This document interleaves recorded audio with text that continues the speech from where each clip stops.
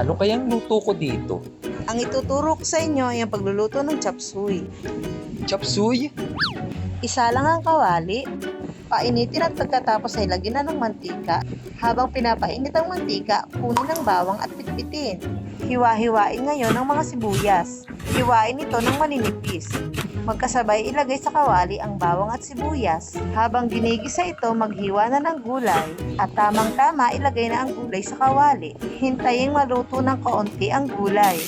At pagkatapos, Ilagay ang kanang kamay sa ulo at kaliwang kamay sa bewa. Kumembot na kumembot habang umiikot at huwag aalisin ng kamay sa ulo at bewang 1, 2, 3, 4, 5, 6, 7. Kumuha ng martilyo, pako at lagaret. Kumuha din ng isang kahoy, plywood at isang metro. Pagkakuha ng metro ay sukatan na ang tao. Sukatan ng pahaba at sukatan ng pahalang. haluin na ngayon ang gulay upang hindi ito tuluyang maluto. Maghiwa pa ng karot at haluin ito sa kawali. Ingatang huwag ma-overcook ang gulay. Ipadyak pataas sa mga paa. 1, 2, 3, 4, 5, 6, 7, 8. At pagkatapos magpako, kunin naman ang lagari.